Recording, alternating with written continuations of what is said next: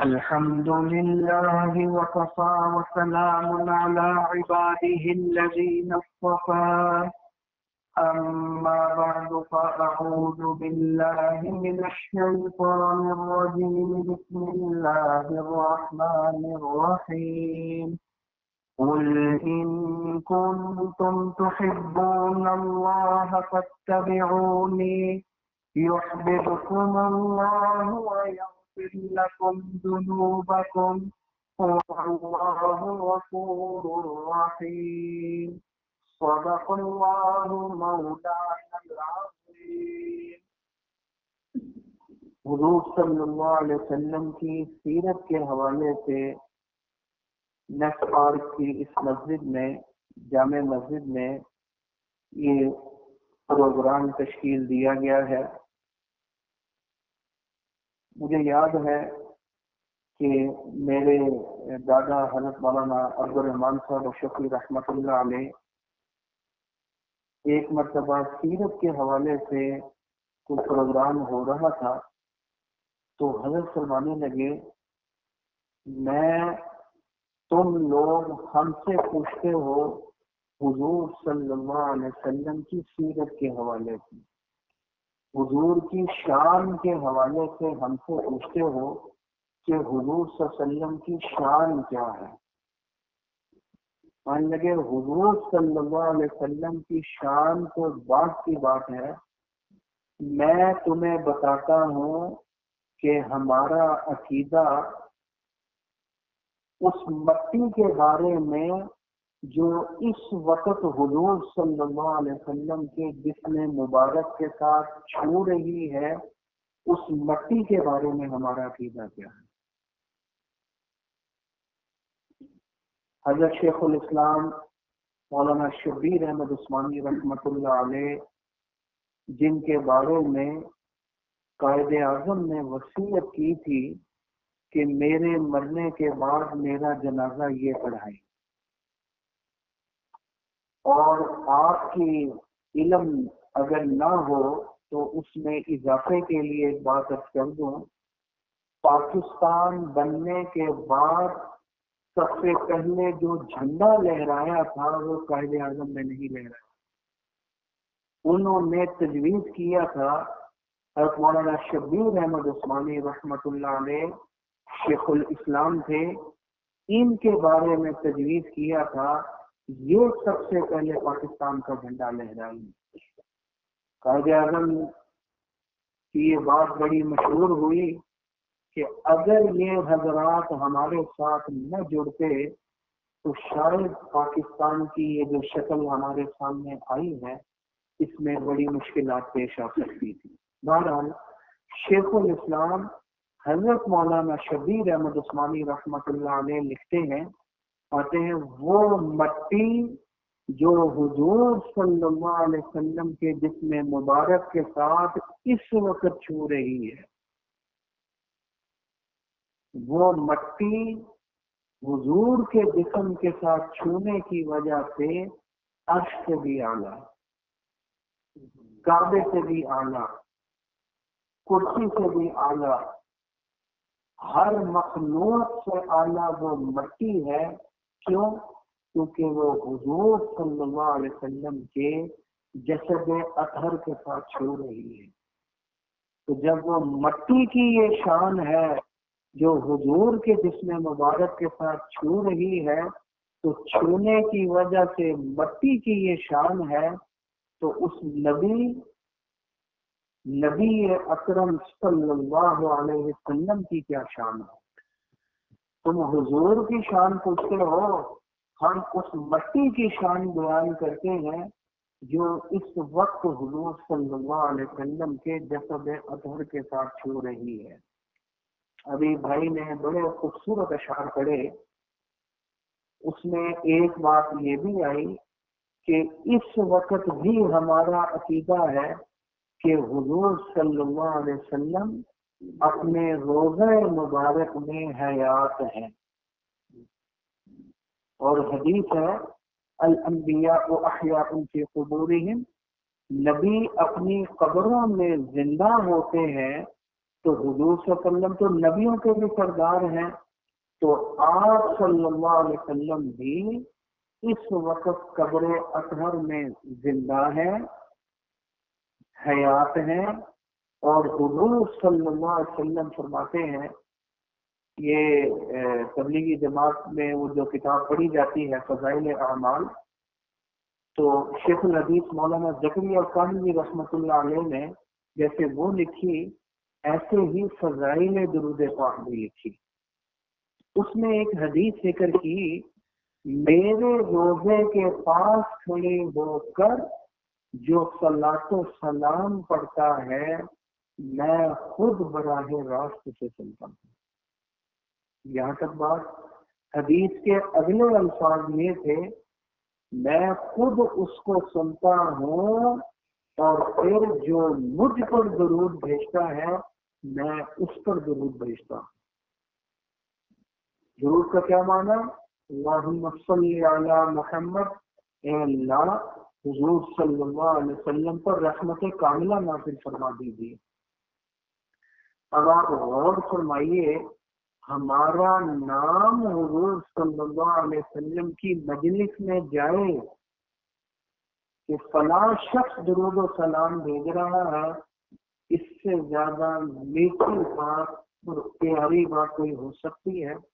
حضور کی مجلس میں ہمارا نام جا رہا ہے، جائے کہ جو حضور کو درود بھیجتا ہے حضور اس پر درود بھیجتے ہیں، اے اللہ جو مجھ پر رحمت بھیج رہا ہے تو اس کے ساتھ رحم والا معاملہ فرما دیجیے۔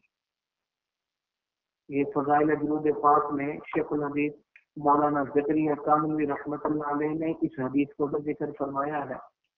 بہرحال حضور صلی اللہ علیہ وسلم کی شان کے تو کیا کہنے، ان کے بارے میں ایک لفظ میں آپ کے سامنے بول دوں تو اس سے بڑھ کر ان کی کیا شان بیان کی جا سکتی ہے کہ حضرت تھانوی علیہ رحمت فرماتے ہیں، حضور صلی اللہ علیہ وسلم کی شان یہ ہے کہ آپ اللہ کے بعد سب سے بڑے، سب سے بڑے تو اللہ ہے نا، اور اللہ کے بعد اگر کسی کا درجہ ہے تو وہ حضور صلی اللہ علیہ وسلم کا درجہ ہے کہ آپ اللہ کے بعد سب سے بڑے ہیں۔ یہ حضور صلی اللہ علیہ وسلم کا درجہ ہے۔ اب میں نے جو آیت آپ کے سامنے تلاوت کی اس میں اللہ تعالیٰ ارشاد فرما رہے ہیں، جس سے پارے کی آیت ہے، قل ان کنتم تحبون اللہ، کیا فرماتے ہیں؟ اے نبی صلی اللہ علیہ وسلم آپ ان لوگوں سے خود ہی فرما دیجئے کہ ان کنتم تحبون اللہ، اگر تم اللہ سے محبت کرنا چاہتے ہو نا تو پھر اس کا ایک آسان طریقہ میں تمہیں بتلا دیتا ہوں، فاتبعونی، تم میری اتباع کرو، میری سنتوں کے مطابق میرے طریقے کے مطابق زندگی گزارو۔ اگر تم یہ کام کرو گے تو پھر تم اللہ سے نہیں، اللہ تم سے محبت کرنا شروع کر دے۔ یحببکم اللہ، اللہ قائل ہے اللہ تم سے محبت کرنا شروع کر دیں گے، اور دوسرا فائدہ یہ ہوگا وَيَغْفِرْ لَكُمْ ذُنُوبَكُمْ، تمہارے گناہوں کو بھی معاف فرما دیں گے۔ وَاللَّهُ غَفُورٌ رَحِيمٌ، اللہ ہے ہی بخشنے والے اور رحم فرمانے والے۔ تو اس لیے ہم حضور صلی اللہ علیہ وسلم جو اس دنیا میں تشریف لائے تو آپ کو بھیجنے کا مقصد کیا تھا؟ آپ کو بھیجنے کا مقصد کیا تھا؟ حضور صلی اللہ علیہ وسلم کی محبت ہمارا جزو ایمان ہے، اس کے بغیر تو کوئی شخص مومن ہو ہی نہیں سکتا۔ حضور صلی اللہ علیہ وسلم کا ذکر جس صورت میں بھی کیا جائے وہ عبادت ہی عبادت ہے، بشرطے کہ جھوٹ نہ بولا جائے۔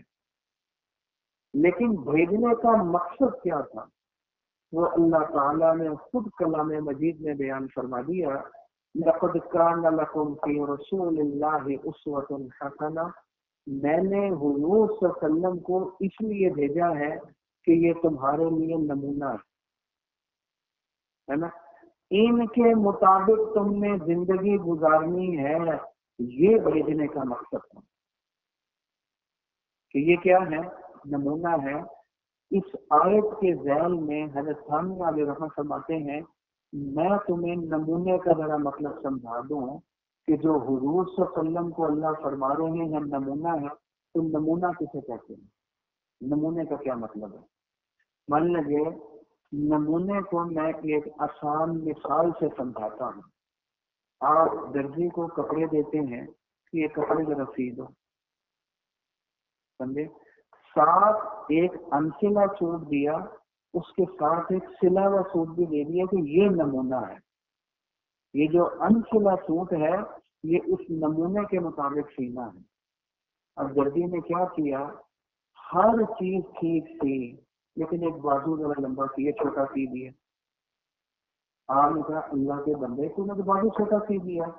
उन्होंने कहा बाकी तो हर चीज सही है ना, एक बाजू छोटा है ना, बाकी तो हर चीज सही है। तो आप क्या कहोगे, वो सूट हजरत खानी वाले रहमत फरमाते हैं उसके मुंह पर दे मारोगे और कहोगे मैंने तुझे नमूना नहीं दिया था, साफ सूट दिया था ना, और तुझे नमूने का मतलब नहीं आता कि हर चीज इस नमूने के मुताबिक होनी चाहिए थी।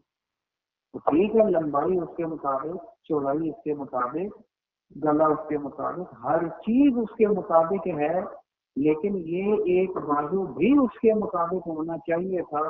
तुमने क्यों नहीं इसके मुताबिक सिया, तुझे नमूने का मतलब नहीं आता, हर चीज इसके मुताबिक होनी चाहिए थी।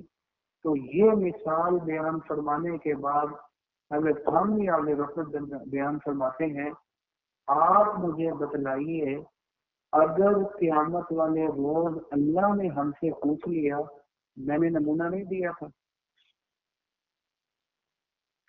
और तुम्हें नमूने का मतलब नहीं आता, नमूने का मतलब ये है तुम्हारी हर चीज उस नमूने के मुताबिक होनी चाहिए। अगर कोई चीज नमूने के मुताबिक नहीं है, क़यामत वाले रोज सवाल हो सकता है तुमने ये चीज नमूने के मुताबिक क्यों नहीं बनाई, क्यों नहीं इसके मुताबिक अमल किया।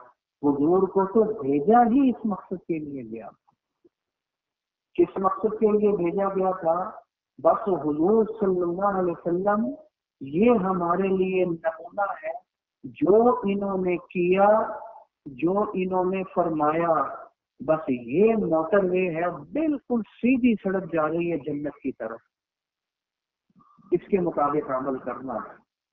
इसकी मुखालफत करोगे तो वो सीधा रास्ता जा रहा है जहन्नम की तरफ। तो हुजूर इसलिए आए थे, इनको नमूना बनाना है, इनके मुताबिक जिंदगी गुजारनी है, हमारा हर अमल इसके मुताबिक होना चाहिए। याद रखिए 21वें पारे की आयत है, क़यामत वाले रोज कितारें लगी होंगी, लाइनें लगी हुई होंगी। एक कितार मोमिनों की जन्नतियों की होगी और एक कितार काफिरों की जहन्नमियों की होगी, नाफरमानों की होगी जो जहन्नम की तरफ जा रही है। तो हुजूर को इसलिए भेजा गया कि ये जन्नत वाला रास्ता है, अगर तुमने जन्नत वाली कितार में लगना है तो फिर मेरे कहे के ऊपर अमल करो, और अगर तुमने जहन्नमियों वाली लाइन में लगना है तो ठीक है मेरी मुखालफत करो, वो मुखालफत करोगे तो जहन्नमियों वाली लाइन है, और मेरे मुताबिक जिंदगी गुजारोगे तो जन्नतियों वाली लाइन में लगोगे। ये मकसद था हुजूर सल्लल्लाहु अलैहि वसल्लम को भेजने का। आगे अब्दुल्लाह इब्न अब्बास रज़ी अल्लाह तआला अन्हु सय्यदुल मुफस्सिरीन क्या था, वलौला फज़लुल्लाहि अलैकुम व रहमतुहु लत्तबअतुमुश शैतान इल्ला कलीला, अगर अल्लाह का फजल और अल्लाह की रहमत तुम्हारे ऊपर नाजिल न होती तो तुम सारे शैतान के पीछे लग गए, गुमराह हो गए, जहन्नम में चले जाते। इस आयत के ज़ैल में अब्दुल्लाह इब्न अब्बास सय्यदुल मुफस्सिरीन तफसीर फरमाते हैं اللہ کا فضل اور رحمت سے کیا مراد ہے؟ ماتے اللہ کے فضل اور رحمت سے مراد یہ ہے کہ اللہ نے جو حضور کو بھیجا، حضور ہی تو اللہ کا فضل اور اللہ کی رحمت ہے۔ اگر یہ نہ ہوتے ہمیں کیسے پتا چلتا کہ کون سے عمل کریں گے تو جنت میں جائیں گے اور کون سے عمل کریں گے تو جہنم میں جائیں گے؟ اللہ نے ان کو بھیجا، انہوں نے آ کر بتلا دیا یہ عمل کرو گے جنت میں پہنچ جاؤ گے، اس کی مخالفت کرو گے تو جہنم میں پہنچ جاؤ گے۔ یہ اللہ کا کتنا بڑا فضل اور رحمت ہے۔ یہ نہ ہوتے ہمیں جنت کا پتہ چل ہی نہیں سکتا تھا کہ کون سے عمل کرتے جنت میں جاتے، کون سے عمل کرتے جہنم میں جاتے۔ تو حضور صلی اللہ علیہ وسلم کی آمد کی جو خوشی ہے وہ اس وجہ سے ہے کہ انہوں نے جنت والا راستہ بتلا دیا اور جہنم والا راستہ بھی بتلا۔ یہ نہ آتے اللہ کیا فرماتے ہیں، لَاتَّبَعْتُمُ الشَّيْطَانَ، تم شیطان کے پیچھے لگ گئے تھے، تمہیں پتہ نہ چلتا جنت والا راستہ کون سا جہنم والا کون سا ہے۔ تو حضور کو اس لیے بھیجا گیا کہ یہ جنت والا راستہ اور جہنم والا راستہ بتلا رہے ہیں۔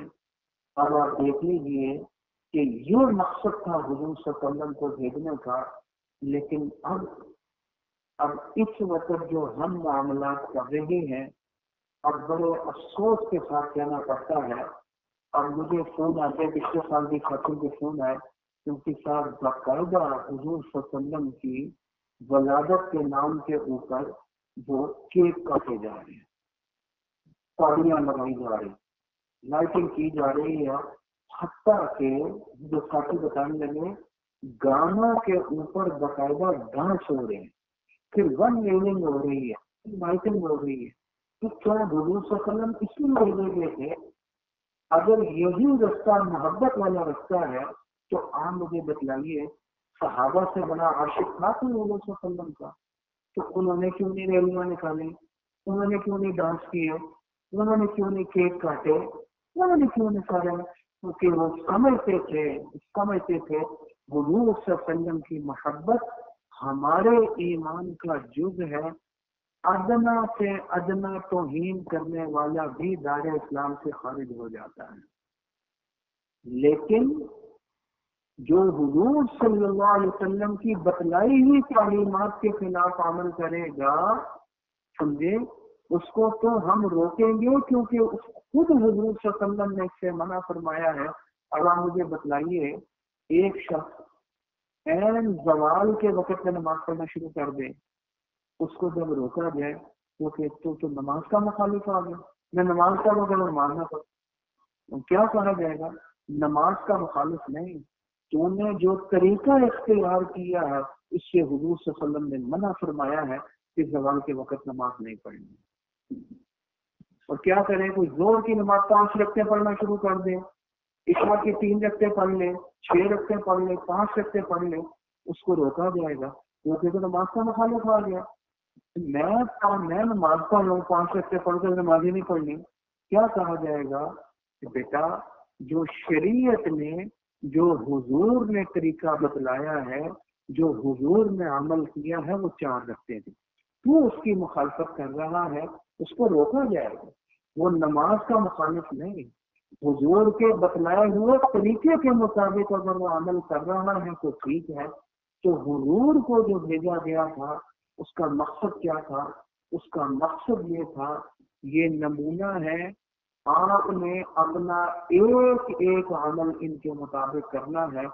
اور محبت کا تقاضا یہ ہے کہ بہت بڑے بزرگ مولانا فضل الرحمان گنج مراد آبادی، پاکستان بننے سے پہلے کی بات ہے، رحمۃ اللہ علیہ، کہ میں روزانہ ہر نماز کے بعد ایک تسبیح پڑھنے کلمے کی پڑھتا ہوں۔ مجھے حضور سے محبت ہے، میں ہر روز حضور صلی اللہ علیہ وسلم کا دن مناتا ہوں۔ میں جب تک پہلا کلمہ نہ پڑھ لوں مجھے چین ہی نہیں آتا۔ ہر روز میں درود پاک ہر وقت میری زبان کے اوپر ہوتا ہے۔ کون سا درود پاک؟ جو حضور صلی اللہ علیہ وسلم سے ثابت ہے، اور سب سے اعلیٰ سند کے ساتھ جو درود پاک ثابت ہے وہ درود ابراہیمی ہے، اسی لیے تو ہم نماز میں پڑھتے ہیں۔ ہم ہر روز یہ ترتیب کیوں نہیں بناتے ہر روز درود پاک، ہر وقت درود پاک. پہلے کلمہ، اب ایک ساتھی بتانے لگے صاحب میں یہاں سے اسلام آباد گیا، فضول جو ہم اتنا لمبا خاموش رہے، گپے مارتے رہے، میں کیوں نہ پہلا کلمہ پڑھ لوں. میں نے گنا، میں نے 10,000 دفعہ پہلا کلمہ پڑھ لیا. کہ جو ہمیں وقت فارغ مل رہا ہے، ہم حضور کا ذکر کریں، ہم درود پاک پڑھیں. نیاری یہ ہے حضور سے، اور ہم حضور کی بتلائی ہوئی ترتیب کے مطابق عمل کریں. اور اس وقت جیسا کہ ہمارے سامنے آ چکا کہ فراز کی ظالم حکومت نے عرب ہاں مسلمانوں کے کلیجوں کو چھلنی کر دیا ہے، سمجھے. تو اب محبت کا تقاضا یہ ہے، حضور صلی اللہ علیہ وسلم اگر سچی عقیدت اور محبت ہے، اس کا تقاضا یہ ہے کہ کم از کم ہم اتنا کام تو کر لیں. کون سا کام کریں؟ کہ ان کی مصنوعات کا ہی بائیکاٹ کر لیں. اتنا بھی ہم نہیں کر سکتے. کم سے کم غیرت دینی کا تقاضا، حضور صلی اللہ علیہ وسلم کی محبت کا کم سے کم تقاضا تو یہ ہے کہ جو ان کی مصنوعات ہیں کم از کم ان کا تو بائیکاٹ کر لیا جائے. یہ دیکھا جائے کہ کون سی چیزیں ان کی مارکیٹ کے اندر چل رہی ہیں، ہم نے وہ نہیں خریدنی. اگر ہمیں اتنا بھی پاس نہیں ہے، اس کا مطلب ہے ہم اصل حضور صلی اللہ علیہ وسلم کے عاشق نہیں. اصل عاشق وہی ہوتا ہے جو حضور صلی اللہ علیہ وسلم کی بتلائی ہوئی ترتیب کے مطابق زندگی گزارتا ہے. اور ان کی محبت اور عظمت کا تقاضا یہ ہے کہ جو ان کے دشمن ہیں، جو ان کی ناموس کے اوپر حملہ کرنے والے ہیں، کم از کم ان کا بائیکاٹ تو کر لیا جائے. یہ ادنا سے ادنا تقاضا ہے. خیر، حضرت تھانوی علیہ رحمت کی ایک تحریر میں پڑھ رہا تھا، مان لگے کہ عجیب منظر ہم دیکھتے ہیں کہ حضور صلی اللہ علیہ وسلم کی مخالفت بھی کی جاتی ہے اور حضور سے محبت کے دعوے بھی ہوتے ہیں. یہ ایک عجوبہ ہمارے ہاں چل رہا ہے، کیونکہ جس کے ساتھ محبت ہوتی ہے اس کی مخالفت نہیں ہو سکتی، اور جس کی مخالفت ہوتی ہے اس کے ساتھ محبت نہیں ہوتی.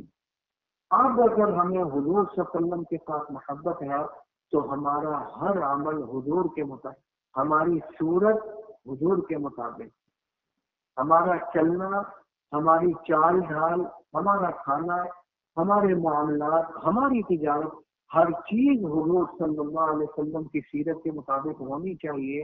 اس کا مطلب یہ ہے کہ ہمیں حضور صلی اللہ علیہ وسلم کے ساتھ سچی محبت ہے، اور ہماری محبت کا تقاضا یہ ہے کہ ہر عمل ہمارا حضور صلی اللہ علیہ وسلم کے مطابق ہو.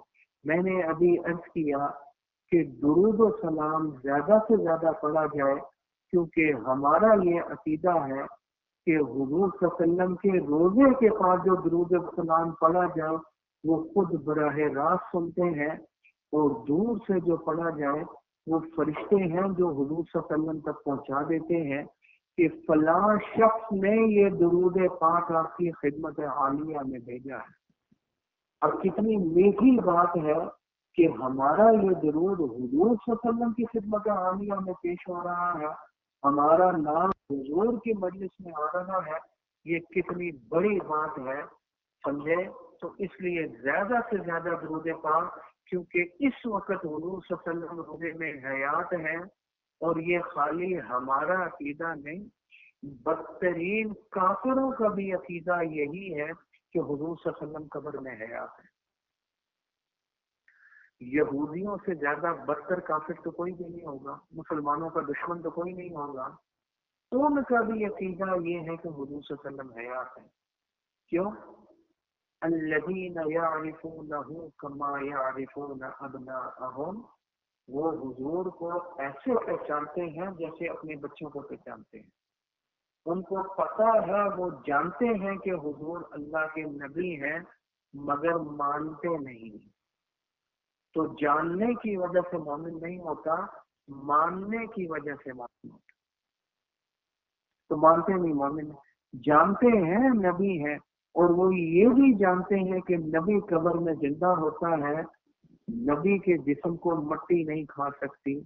یہی وجہ ہے کہ حضور صلی اللہ علیہ وسلم کے دنیا سے پردہ پوشی فرمانے کے تقریباً 300 سال بعد حضور صلی اللہ علیہ وسلم کے جسم مبارک کو نکالنے کی کوشش کی گئی، اور یہودیوں نے کی۔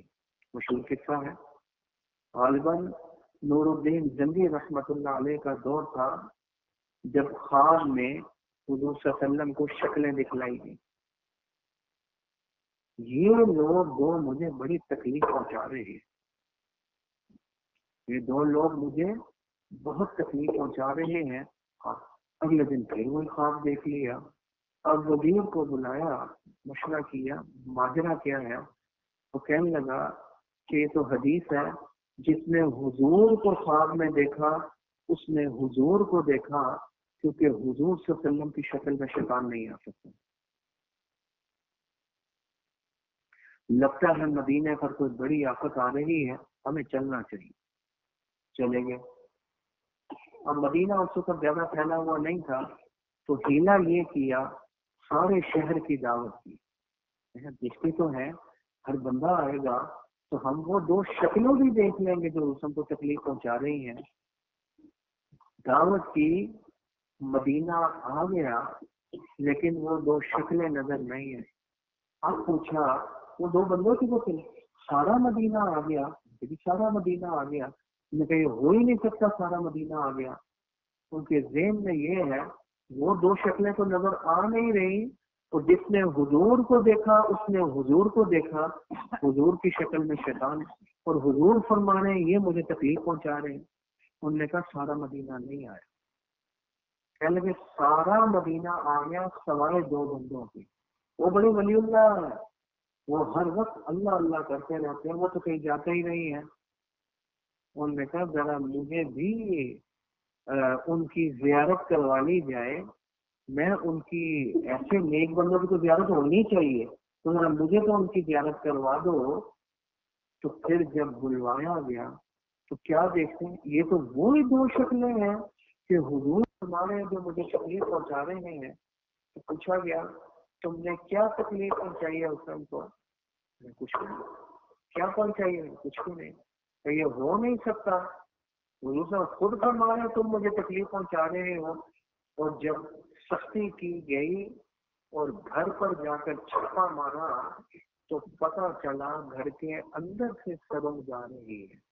وہ بدبخت یہ کام کرتے تھے کہ وہ سرنگ کھود رہے تھے جو حضور صلی اللہ علیہ وسلم کے روزے تک جا رہی تھی، اور رات کو وہ مٹی نکال کر مدینہ سے باہر پھینکا۔ چھوٹا سا تو شہر تھا، کیمرے بھی نہیں لگے ہوئے تھے آج کی طرح، پھینکا تھے، دن کو بیٹھے تھے ڈھونگ رہے چاہتے تھے ہم اللہ اللہ کر رہے ہیں، سمجھے۔ اب جو سروں کے اندر دیکھا نور الدین زنگی رحمت اللہ علیہ نے، وہ سیدھا جا رہی ہے حضور کے روزے کی طرف، اور روزے تک وہ پہنچ گئے تھے، بس ایک دن کی تاخیر تھی۔ آپ صلی اللہ علیہ وسلم کے پاؤں مبارک بھی ظاہر ہو گئے تھے۔ نور الدین زنگی رحمت اللہ علیہ نے خود زیارت کی آپ صلی اللہ علیہ وسلم کے پاؤں مبارک کی 300 سال بعد، اور پھر بوسہ لیا پاؤں مبارک کا، اور اس کے بعد سیکا پلائی دیوار ڈال دی جو آج تک جلی ہوئی ہے۔ اب کوئی بدبخت قیامت تک سروں کے ذریعے وہ حضور صلی اللہ علیہ وسلم کے روزے تک نہیں پہنچ سکتا۔ 300 سال بعد حضور صلی اللہ علیہ وسلم کا جسم اثر بالکل ٹھیک ہے۔ اب سوال پیدا ہوتا ہے، کیا یہودیوں کو نہیں پتا تھا کہ اگر ہم پکڑے گئے تو مسلمان ہماری ٹکا بوٹی کر دیں گے، کیونکہ حضور سے زیادہ پیارا ان کو کوئی بھی نہیں؟ تو ان کو تو پتا تھا اس بات کا، اس کے باوجود انہوں نے اتنا بڑا رسک لیا۔ اور دوسری بات یہ ہے کہ ان کو نہیں پتا تھا 300 سال گزر گئے ہیں، اب تو اندر کچھ موجود ہی نہیں ہوگا، سارا کچھ مٹی بن چکا ہوگا۔ ایک ساتھی نے وہ جنازہ پڑھوایا، مجھے قبرستان لے گئے دعا کے لیے، والد کا انتقال ہوا، کس کا انتقال ہوا، قبرستان میں کھڑے ہوئے تھے ہم، تو اچانک شور مچا، ایک ساتھی کہنے لگے ادھر تو ابا بھی دفن تھے، انہوں نے ادھر ہی دوسرا مردہ دفنا دیا، تو اب میرا مطلب ہے کہ شور مچ گیا کہ میرے ابا جی کی قبر میں دوسرا مردہ چلا گیا، اب مردہ تو دفن ڈال دیا تھا اندر، تو اب سوال پیدا ہوتا ہے کہ ابا جی تو اندر نظر ہی نہیں آ رہے، وہ کہتے قبر یہی ہے۔ اب گورکن کو بلایا، کہنے لگا حافظ صاحب 5 سال ہو گئے فوت ہوئے، اب تو سب کو مٹی ہو گیا ختم۔ میں نے کتنے عرصے، کہتے یہ جو ہمارا علاقہ ہے نا 1.5 سال میں مٹی ہو جاتا، ختم ہو جاتا، علاقے کے ایسا ہے، تو 5 سال میں ختم سب کچھ مٹی۔ اور حضور کا جو روزہ اثر قبر مبارک ہونے کی 300 سال بعد، اور جسم بالکل سلامت ہے، تو یہودی کو نہیں پتا تھا اندر تو ہے ہی کچھ نہیں، تو میں کیوں سمن کھود رہا، اور اگر پکڑا گیا تو میری چکا روٹی کر دیں گے، پھر بھی کھودی کیوں؟ کیونکہ وہ جانتے ہیں کہ حضور اللہ کے نبی ہیں، مانتے تو نہیں ہیں اس لیے کہا لیکن جانتے ہیں، اور وہ یہ بھی جانتے ہیں کہ نبی زندہ ہوتے ہیں، مٹی کھاتے نہیں ان کے جسم کو، تو جسم بالکل صحیح سلامت اندر ہوگا، تب ہی تو یہ ناپاک کوشش کی تھی انہوں نے جسم مبارک نکالنے کی۔ 300 سال بعد اس وقت بھی حضور صلی اللہ علیہ وسلم قبر مبارک میں زندہ ہے، اور حضور صلی اللہ علیہ وسلم سے محبت ہمارے ایمان کا جز ہے، اور جو روزے پر کھڑے ہو کے درود و سلام پڑھے چونکہ زندہ ہے وہ اس وقت بھی براہ راست سنتے ہیں۔ میں نے ایک بات کی، حضور صلی اللہ علیہ وسلم سے محبت ہمارے ایمان کا جز ہے۔ آپ سورہ توبہ میں چلے گئے، کیا آیت ہے؟ قل اے نبی صلی اللہ علیہ وسلم ان سے فرما دیجئے ان کان آباؤکم و ابناؤکم، اگر تمہارے باپ اور تمہارے بیٹے، وہ اخوانکم اور تمہارے بھائی، وہ ازواجکم اور تمہاری بیویاں، وہ عشیرتکم اور تمہارا خاندان، وہ تجارتن اور تجارت، تخشون کسادہا جس کے نقصان سے تم ڈرتے ہو، کہ تجارت ہماری کے ماند نہ پڑ جائے، کوئی نقصان نہ ہو جائے، وہ تجارت، وہ مساکن اور تمہارے بنگلے، تمہاری کوٹھیاں، ترضونہا جو تمہیں بڑی اچھی لگتی ہیں، احب الیکم من اللہ ورسولہ، اگر اللہ اور اس کے رسول سے زیادہ پیاری ہو جائے، اور اس کے رستے میں جہاد سے زیادہ پیاری ہو جائیں، تو پھر فتربصوا انتظار کرو، حتی یأتی اللہ بامرہ، یہاں تک کہ اللہ کا عذاب آ جائے۔ تمہارے بیٹے، تمہارا باپ، بیویاں، بھائی، خاندان، مال و دولت، بنگلے، یہ اگر اللہ اور اس کے رسول سے زیادہ پیارے ہو جاتے ہیں تو پھر تم انتظار کرو اللہ تعالیٰ کے عذاب کا۔ اب کیا مطلب اللہ اور اس کے رسول سے زیادہ پیار ہے؟ بنگلوں سے تو ہر کوئی پیار کرتا ہے، بیٹوں سے بھی پیار کرتا ہے، ماں باپ سے بھی کرتا ہے، کیا معنی؟ معنی یہ ہے کہ اگر کسی جگہ میں جا کر کوئی تعارض آئے، نبی کہے، اللہ کہے یہ کام کرو، میرا یہ حکم ہے، اور بچوں کو اور کاروبار کو دیکھتا ہے، کہتا نہیں تھوڑا سود لے لیتا ہوں تاکہ میرا کاروبار چلے، چلو رشوت لے، چلو جھوٹ بول دیتا ہوں، چلو خیانت کر لیتا ہوں، چلو ملاوٹ کر لیتا ہوں، سمجھ میں آئی یا نہیں آئی؟ اگر تمہیں یہ چیزیں اللہ کی مخالفت کے اوپر اکساتی ہیں، اس کا مطلب یہ ہو گیا کہ تمہیں اللہ اور اس کے رسول سے زیادہ پیاری یہ چیزیں ہیں۔ پتہ چلے گا مقابلے کے وقت جب شریعت کچھ کہہ رہی ہے اور یہ چیزیں کچھ کہہ رہی ہیں، تم اگر ان کو لے لیتے ہو اور حضور کو چھوڑ دیتے ہو، اللہ کو چھوڑ دیتے ہو، تو پھر میں نہیں کہہ رہا، پھر سورہ توبہ میں اللہ فرما رہے ہیں کہ تم اللہ کے عذاب کا انتظار کرو۔ حاجی عبد الوہاب صاحب رحمۃ اللہ علیہ، تبلیغی جماعت کے امیر، وفات سے کچھ عرصہ پہلے اگر سے ملاقات ہوئی، رائے گنج جانے کا اتفاق ہوا کچھ ساتھیوں کے ساتھ، اور مان لگے کہ مفتی صاحب اس وقت ہمارے اوپر اللہ کا عذاب آیا ہوا ہے، کچھ ڈینگیاں آ رہی ہیں، مہنگائی ہو رہی ہے، اور پتہ نہیں کیا کچھ پریشانیاں آئی ہوئی، دھماکے ہو رہے تھے، مان لگے اس وقت ہمارے گناہوں کی وجہ سے ہمارے اوپر اللہ کا عذاب آیا، کیونکہ ہم نے اللہ اور اس کے رسول کے اوپر ان چیزوں کو ترجیح دینا شروع کر دی ہے۔ اب اللہ کی بات تو غلط نہیں ہو سکتی کہ میرے عذاب کا انتظار۔ ابھی یہ جو کورونا آ گیا، دوسری پریشانیاں آ گئی ہیں، کتنے پروگرام ہمارے ہوئے، تو بولیں گے یہ کیا وجہ بن سکتی ہے؟ سیدھی سی بات ہے، اللہ تعالیٰ کا عذاب آیا ہوا ہے، کیونکہ ہم اللہ اور اس کے رسول کی مخالفت کر رہے ہیں۔ ہمیں اپنے گھر والے، ہمیں اپنی تجارت، ہمیں اپنے گھر، ہمیں یہ ساری چیزیں اللہ اور اس کے رسول سے پیاری ہو گئی ہیں، ہم گناہ والے رستے پر چلنا شروع ہو گئے ہیں، ہم نے ان کے لیے اللہ کو اور اس کے رسول کو چھوڑ دیا، ہمارے اوپر عذاب آ گیا۔ اب اللہ کا گھر بند ہو گیا، عمرے بند ہو گئے، آپ کے طواف رک گئے ہیں، اللہ نے اپنے گھر کو ہی بند کر دیا کہ اب بغیر کسی وجہ کے بند ہو گیا۔ مسجدوں کو تعلق کتنی بڑی پریشانیاں ہمارے اوپر آئی ہوئی ہیں، اس کی واحد وجہ کیا ہے؟ ما اصابکم من مصیبت فبما کسبت ایدیکم، تمہارے گناہوں کی وجہ سے اللہ کی پکڑ آ جاتی ہے۔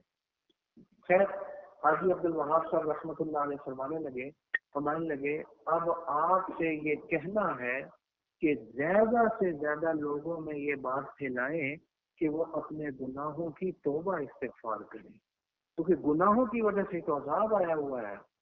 اور 9ویں پارے کی آیت حضرت نے وہ لکھی ہوئی تھی، مطلب یہ پڑھیں وَمَا كَانَ اللَّهُ مُعَذِّبَهُمْ وَهُمْ يَسْتَغْفِرُونَ، لوگ توبہ استغفار کر رہے ہوں اور پھر اللہ کا عذاب ٹھہرا رہے، یہ ہو نہیں سکتا۔ 9ویں پارے میں موجود ہے۔ اس کو دور کرنے کا واحد حل کیا ہے؟ توبہ استغفار۔ کبھی ہم ایک حکمران کو برا کہتے ہیں وہ چلا جاتا، دوسرے کو برا کہنا وہ چلا جاتا۔ یہ جتنی مہنگائی، جتنی تباہی، جتنی نحوستیں، یہ سب اللہ تعالیٰ کے عذاب ہیں جو ہمارے گناہوں کی وجہ سے ہمارے اوپر ٹوٹے ہوئے ہیں۔ اور اس وقت جو سب سے بدترین گناہ ہے، ہمارے جامع شفیہ کے اس وقت جو ہیڈ ہیں الرحیم صاحب دامت برکاتہ العالیہ، اس دن فرما رہے تھے، ہم بیٹھے ہوئے تھے گھر میں، دادا جی ہیں، میرے رشتے میں دادا ہی کہنے لگے کہ اس وقت جو حضور کے دور سے اگر ہم آج تک دیکھیں نا، جو تباہ کن حملے کیے ہیں شیطان نے، ان میں سب سے خطرناک حملہ جو ہے وہ اس کیبل کے ذریعے اور اس موبائل کے ذریعے، اس سے زیادہ خطرناک حملہ اس سے پہلے نہیں۔ ہر وقت ہمارے ہاتھ میں پکڑا ہے، ہماری بچیوں نے پکڑا ہے، ہمارے بچوں نے پکڑا ہے، وہ بےہودگی، وہ گند جو اس کے اندر موجود ہے، اور ہر وقت ہمارے ہاتھ کے اندر، ہر گھر کے اندر موجود ہے، ہر بچے کے پاس، ہر بچی کے پاس یہ موجود ہے۔ اس نے آ کر تباہی مچا کر رکھ دی ہے۔ سمجھ آ رہی ہے نہیں آ رہی؟ پھر کیا اللہ کا عذاب۔ ابھی آپ خبریں بھی اگر سنتے ہیں، ساتھی ہمیں بتلاتے ہیں کہ صاحب آپ صرف خبریں سن لیں اس وقت، اس میں جو لڑکی نے بےہودہ لباس پہنا ہوا ہے، پھر اشتہار آ جاتے ہیں، تو دوسری چیزیں بن جاتی ہے الامان والحفیظ۔ وہ گناہ کے انداز اور طریقے آگے ہیں جو اس سے پہلے کبھی نہیں آئے تھے، تو پھر عذاب بھی ایسی شکل میں آیا ہے جو اس سے پہلے کبھی نہیں آیا تھا، پوری دنیا کو بند کر کے رکھ دیا۔ یعنی اصل جو علاج ہے اس کی طرف ہم نہیں جاتے۔ اب الحمدللہ اللہ تعالیٰ کا کرم ہوا، اللہ کے ہمارے گناہ چل رہے ہیں، یہ رکا کس وجہ سے؟ اور مجھے ایک ڈاکٹر صاحب آئے، میں تو کہنے اسی صاحب ایک چیز سمجھ نہیں آئی، میں کیا کہتے جو چند کلومیٹر دور انڈیا ہے، تباہی مچی ہوئی ہے، انڈیا میں تباہی مچی ہوئی ہے، کورونا میں مچائی ہوئی ہے، آپ چند کلومیٹر ادھر آ جائیں، اللہ تعالیٰ کا کرم ہے ان کی نسبت۔ حالانکہ ہمارے پاس وہ ٹیکنالوجی بھی نہیں جو امریکہ کے پاس ہے، جو برطانیہ کے پاس ہے، وہ ابھی تک بند ہے کہ بھول گئے۔ وجہ کیا؟ مجھے جب یہ کورونا تھا نا، یہ پیک کے دنوں میں چڑھا ہوا تھا اوپر، مجھے فون آیا، ہمارے ایک بڑے اچھے دوست ہیں بھائی ذوالقرنین، جو کرکٹر ہیں، ان کو بھی لے کر آئے ہیں یہ الحمدللہ یہ تبلیغ کے رستے میں۔ مجھے ان کی کال آئی، بلکہ میرے پاس پھر گھر آ گئے، مجھے کہنے لگے کہ مفتی صاحب جب دھماکے ہو رہے تھے نا بہت سارے، تو حاجی عبد الوہاب صاحب رحمۃ اللہ علیہ نے ہمیں بلایا، انہوں نے 3 صورتیں ہمیں بتائیں کہ یہ آپ جاؤ، لاہور سے باہر جاؤ اور اپنے علاقے کا نا، اپنے اس جگہ کا، اپنے علاقے کا حصار کر لو۔ کہنے لگے میں گیا، ہم نے اپنے اپنے علاقوں کا حصار کر لیا پڑا، کہنے لگے آپ یقین جانے اس کے بعد دھماکے بند ہو گئے۔ حاجی صاحب کو بتایا بھی ہم نے، بڑا خوش ہوئے، یعنی ابھی میں آپ کو پوچھنے کے لیے آیا ہوں کیا یہ جو کورونا والا عذاب آیا ہے یہ بھی تو ان دھماکوں کی طرح ایک تباہی ہے نا، عذاب ہی ہے نا، کیا اس کے لیے ہم اصرار نہ کریں؟ ہمیں تو بالکل کرنا چاہیے۔ کہنے لگا ہم نے سینکڑوں ہزاروں کی تعداد میں ساتھیوں کو وقف کر دیے ہیں، یہ کرو اور اپنے اپنے علاقوں کا حصار کرو۔ پھر اس کی مجھے کال آئی، ہم جا رہے ہیں، پولیس والوں نے فوج نے روک لیا، ان کو بتایا کہ میرے وہ لوگ بھی ہمارے ساتھ دعاؤں میں شریک ہو گئے، الحمدللہ سینکڑوں ہزاروں کی تعداد میں لوگ اس وقت حصار کر رہے ہیں۔ اچھا، اس وجہ سے یہ رکا ہے، ورنہ بظاہر اسباب ہمارے پاس تو کچھ بھی نہیں ہے جو امریکہ کے پاس ہے، جو برطانیہ کے پاس ہے، جو آسٹریلیا کے پاس ہے، وہ دوبارہ بند ہو گئے ہیں، تباہی مچی ہوئی ہے اس وقت۔ یہ اللہ کا کرم انہی وجہ سے ہے کہ یہاں اللہ سے مدد مانگنے والے موجود ہیں، ان کی وجہ سے اللہ کی رحمت ادھر متوجہ ہو جاتی ہے، ورنہ میں تو ڈاکٹر صاحب چند کلومیٹر دور جا فرما رہے ہیں انڈیا ہے، وہاں تباہی مچی ہوئی ہے، اس وقت بھی تباہی مچی ہوئی ہے۔ یہاں کیا ہے، ہم نے تو کچھ بھی نہیں کیا، اسباب کے درجے میں دیکھا گیا تو ہم نے کچھ بھی نہیں کیا۔ تو میں یہ سمجھتا ہوں یہ جو اس وقت ہمارے اوپر عذاب آیا ہوا ہے یہ حضور سے دوری کی وجہ سے، ہم نے حضور کی تعلیمات کو بھلا دیا اور ہم نے نعرے تو لگائے حضور صلی اللہ علیہ وسلم سے محبت اور عشق کے، لیکن سچا عشق ہمارے اندر موجود نہیں ہے، کیونکہ جس سے محبت ہوتی ہے اس کی مخالفت نہیں ہوتی۔ ہماری شکل، ہمارا لباس، ہمارے معاملات، ہماری تجارت، ہماری عبادات، یہ ساری چیزیں دیکھی جائیں، کیا یہ حضور صلی اللہ علیہ وسلم کے مطابق چل رہی ہیں یا ہم ان کی مخالفت میں چل رہے ہیں؟ اس لیے آج کی نشست کا فائدہ یہ ہے، اور حضور کو جو بھیجنے کا اصل مقصد تھا وہ بھی یہی تھا کہ حضور ہمارے لیے نمونہ ہے، اور نمونے کا مطلب یہ ہے کہ ہم نے اپنا ہر معاملہ اس نمونے کے مطابق کرنا ہے۔ جو کپڑا ہم درزی کو دیتے ہیں سلنے کے لیے، ساتھ نمونے کے طور پر ایک سلا ہوا کپڑا بھی دے دیتے ہیں، کیا مطلب ہوتا ہے کہ تو نے اس نمونے کے مطابق بازو نمونے کے، لمبائی نمونے کا، چوڑائی نمونے، ہر چیز تو حضور بھی تو نمونہ ہی تھے۔ کیا مانا؟ ہر معاملہ اس نمونے کے مطابق ہونا چاہیے۔ آج سے ہم پکا عہد کریں، انشاءاللہ یہ جو تھوڑی سی زندگی رہ گئی ہے، اب تو اتنی چھوٹی چھوٹی زندگیاں رہ گئی ہیں، حیرت ہوتی ہے۔ ڈی ایچ ایم ہمارے دوست اسلم صاحب وہ کہتے ہیں، میرے پاس آئے کہنے مفتی صاحب مجھے ایک بھی بیماری نہیں ہے الحمدللہ، میں صبح فجر کے بعد ناشتہ، عصر کے بعد کھانا، اور کھانے میں کوئی فضول چیز نہیں کھاتا، نہ کوئی بلڈ پریشر، نہ کوئی شوگر، آپ میرے ساتھ چل نہیں سکتے، میں بہت آگے نکل جاؤں گا۔ بہت سے ابھی کورونا کے دنوں میں کال نہیں آئی کچھ ایسا، یہ کال نہیں، اسلم صاحب کو ہر چوتھے دن پانچویں دن کال کرتے تھے، فون کیا پتہ چلا انتقال ہو گیا، اللہ کو پیارے ہو گئے، سمجھے؟ یہ چھوٹی زندگیاں تو بہت مختصر ہو گئی ہیں، ہمارے سامنے ہی ہیں، جوان موتیں ہو رہی ہیں۔ خدا کی قسم یہ اللہ تعالیٰ نے بڑے قیمتی لمحات دیے ہیں، قیمتی لمحات دیے ہوئے ہیں، ان کی قدر کر لو۔ یہی تجھ کو دھن ہے رہوں سب سے والا، وہ زینت نرالی، وہ فیشن نرالا، جیا کرتا ہے کیا یوں ہی مرنے والا، تجھے حسن ظاہر نے دھوکے میں ڈالا، جگہ جی لگانے کی دنیا نہیں ہے، یہ عبرت کی جا ہے، تماشا نہیں ہے، یہ اللہ نے وقت دیا ہوا ہے، قیمتی لمحات ہیں۔ میرے پردادا بامی جامع شفیع مفتی حسن صاحب رحمۃ اللہ علیہ بارہا یہ جملہ حضرت نے شاہ فرمایا، کسی طریقے سے اپنے ایمان کو بچا کر قبر تک لے جاؤ، پھر موج ہی موج ہے۔ اس وقت ہمارے ایمان کے اوپر حملے ہو رہے ہیں، اور یہ نہ سمجھیں یہ ویسے ہی ہوئی جا رہے ہیں، یہ باقاعدہ پری پلان تباہی پھیلائی جا رہی ہے میڈیا کے ذریعے، آپ کے نیٹ کے ذریعے، آپ کی یونیورسٹیز کے ذریعے، جو بےہودگی ہے اس کے اندر جا کر دیکھ لیں، ہم نے تو خود جا کر دیکھا پروگراموں میں، کوئی راستہ، کوئی سوراخ ایسا نہیں ہے جہاں سے انہوں نے ہمارے اوپر حملہ نہ کر دیا ہو۔ ہماری نسلوں کو برباد کرنے کا، سمجھے؟ لیکن ہم مکلف ہیں ہمارے گھر کے، حضور نے فرمایا الا کلکم راع وکلکم مسئول عن رعیتہ، تم میں سے ہر ایک نگران ہے، اور قیامت والے روز اس کے گھر والوں کے بارے میں، اس کے ماتحتوں کے بارے میں سوال ہوگا۔ اگر ہم نے اپنی اور اپنے گھر کی حفاظت نہ کی، اپنی کر بھی لی اور گھر کی فکر نہ کی، تو ان کی وجہ سے بھی جہنم میں جا سکتے ہیں۔ اس لیے ہمیں اپنی بھی پرواہ کرنی ہے، اپنے گھر والوں کی بھی پرواہ کرنی ہے، اپنے ماتحتوں کا بھی خیال رکھنا ہے، اور بقیہ زندگی کے اندر حضور صلی اللہ علیہ وسلم کی سنت و سیرت کے مطابق اور آپ کے احکام اور تعلیمات کے مطابق زندگی گزارنی ہے۔ اللہ مجھے بھی اور آپ سب کو بھی عمل کرنے کی توفیق عطا فرما دے۔ وآخر دعوانا ان الحمد للہ رب العالمین۔ اب دعا فرما لیجیے۔ الحمد للہ رب العالمین والصلاة والسلام علی سید الانبیاء والمرسلین لا الہ الا انت سبحانک انی کنت من الظالمین۔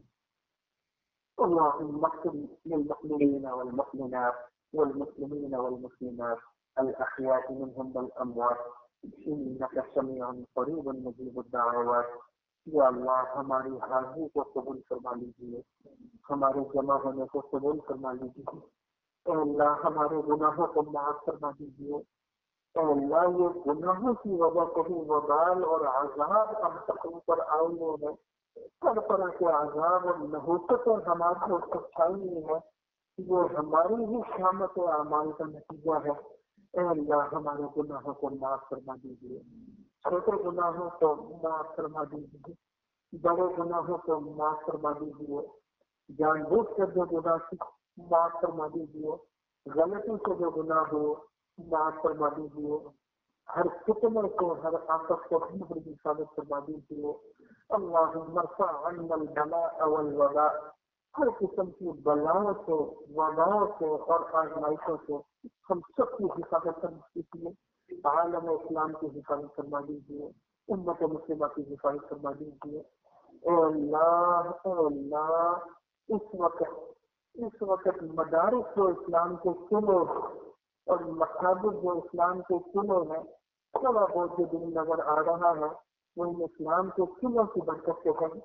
اس کے اوپر جو دشمن حملہ آور ہو چکا ہے، اے اللہ اسلام کے قلعوں کی حفاظت فرما دیجیے، مدارس مساجد کی حفاظت فرما دیجیے، تبلیغی مراکز خانقاہوں کی حفاظت فرما دیجیے۔ پاکستان جو ہمارے بزرگوں نے لاکھوں جانوں اور عزتوں کی قربانی دے کر بنایا، اے اللہ اس کی بھی حفاظت فرما دیجیے، حرمین شریفین کی حفاظت فرما دیجیے، عالم اسلام کی حفاظت فرما دیجیے۔ اے اللہ یہ جو فرانس، انہوں نے جو حضور صلی اللہ علیہ وسلم کی ناموس کے لحاظ سے بدترین اقدام کیے ہیں، اے اللہ انہیں عبرت کا نشان بنا دیجیے، عبرت کا نشان بنا دیجیے۔ اے اللہ سارے مسلمانوں کی حفاظت فرما دیجیے، سارے مسلمانوں کی حفاظت فرما دیجیے۔ مسلمان جہاں جہاں ظلم کا شکار ہو رہے ہیں، مقبوضہ کشمیر ہو، فلسطین ہو، شام ہو، افغانستان، جہاں جہاں مسلمان ظلم کا شکار ہو رہے ہیں، اے اللہ غیرت سے نصرت عطا فرما دیجیے، غیبی مدد، غیبی حفاظت کا نظم فرما دیجیے، ہمارے جمع ہونے کو قبول فرما لیجیے، ہماری حاضری کو قبول فرما لیجیے، ہم سب کو حضور صلی اللہ علیہ وسلم کا سچا اور سچا عاشق بنا دیجیے، حضور صلی اللہ علیہ وسلم کی پیاری تعلیمات اور سنت کے مطابق زندگی گزارنے کی توفیق عطا فرما دیجیے، ہدایت والی دولت دے دیجیے، نبیوں والے رستے پر چلا دیجیے، صدیقین والے رستے پر چلا دیجیے، شہداء والے رستے پر چلا دیجیے، صالحین والے رستے پر چلا دیجیے، ہمارے جمع ہونے کو قبول فرما لیجیے۔ جب تک ہم سب کو زندہ رکھنا منظور ہو، اسلام پر قائم اور دائم فرما دیجیے، اور جب ہماری موت کا فیصلہ ہو تو اللہ ایمان والے قبر عطا فرما دیجیے، موت کے وقت ہم سب کی زبانوں پر کلمہ طیبہ جاری فرما دیجیے۔ اللہم ربنا آتنا فی الدنیا حسنہ وفی الآخرۃ حسنہ وقنا عذاب النار، ربنا تقبل منا انک انت السمیع العلیم وتب علینا انک انت التواب الرحیم۔ صلی اللہ تعالی علی سید خلقہ محمد وعلی آلہ وصحبہ اجمعین برحمتک یا ارحم۔